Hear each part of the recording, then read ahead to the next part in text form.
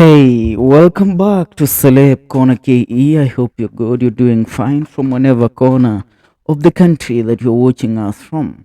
So, right now, a story that is currently making headlines this morning is the story in regards to Deputy President Rigathi Gachagua, together with his workers at the Harambee House, where his office and the office of the Deputy President of the Republic of Kenya is situated.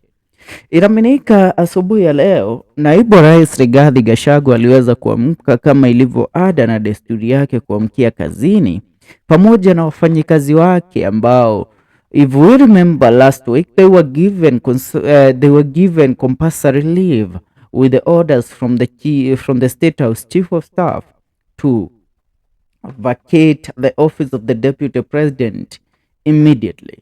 But you know what? They received contrary orders from their boss Rigathi Gachagua telling them on Tuesday, after the Mashujaa Day, that they should go ahead and resume their jobs at the office of the Deputy President.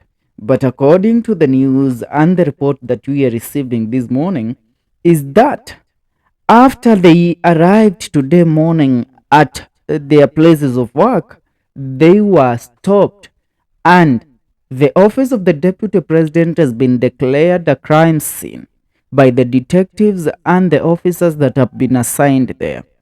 So, what we are being told is that currently the office of the Deputy President is a crime scene and cannot be accessed since the investigations are ongoing in regards to a case that is currently facing him. Now, the question is, even if the newly nominated Deputy President Kithure Kindiki is appointed, is sworn in, you're going to tell us that now the Deputy President's office has been termed as a crime scene and nobody should enter there. Whoever used to work with Gachagua should go home and start looking for a new job and shouldn't expect to be given again a job in any state agency or in a job to serve as any public servant in the Republic of Kenya. Yet we all know these people did not have any case to answer. They have just been doing their job as they were given jobs at the office of the Deputy President. Now, this morning they are told that nyinyi kazi yenu iliisha. Hapa polisi wanafanya uchunguzi, polisi wanaendelea kufanya mikakati yao at this office of the Deputy President. So, the best thing that you people can do is to make sure that you don't interfere with the said investigation, na msijaribu kukuja ama kuingia katika ofisi ambazo mlikuwa mkifanya kazi. I want to read this morning post by one blogger Cyprian Nyakundi and what he has said in regards to Rigathi Gachagua's workers, na kulingana na kile ambacho nakiona kupitia ukurasa wake wa kijamii wa X, amesema hivi. Cyprian, he has posted and said, impeached Deputy Rigathi Gachagua staff were blocked from entering their offices at Harambee Annex this morning on the basis that Harambee Annex is currently a crime scene where police are continuing to do their investigation. Unaelewana? That is one of the messages that we are receiving this morning, and this message is a message that has really caught Kenyans reacting and talking about how the government is run by President William Ruto, because how do you label the office of the Deputy President a crime scene? You know, some questions, when we ask them, we wonder how this man will explain. Where does he really get the guts from? Because this behavior is totally uncalled for. Now, putting that aside, I remember the President of the Republic of Kenya, President William Ruto. Today, he is meeting with the Chief Justice of the Republic of Kenya, CJ Martha Koome, to discuss the intimidation that has come with State House officials harassing State House officials are asking High Court judges in regards to the impeachment case. Mm.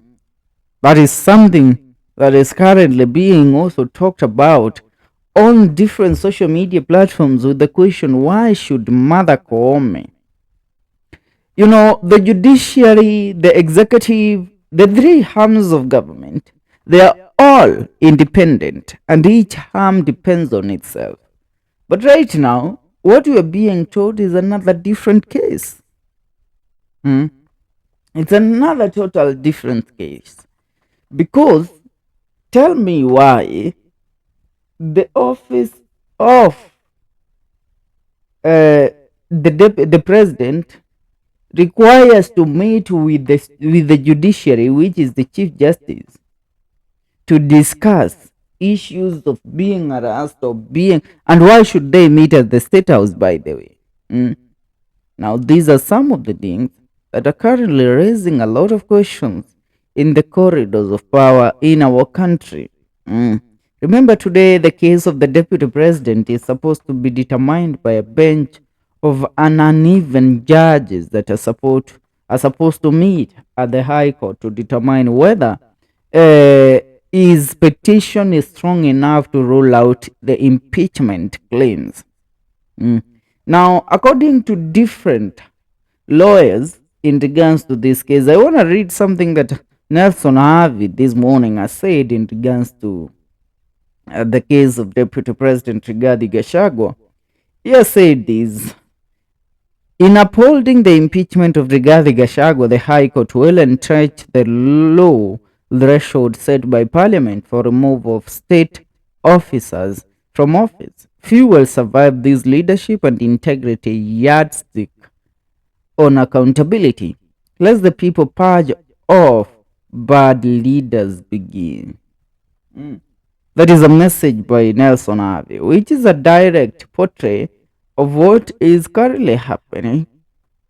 Anasema hivi, kama mahakama itaweza aswa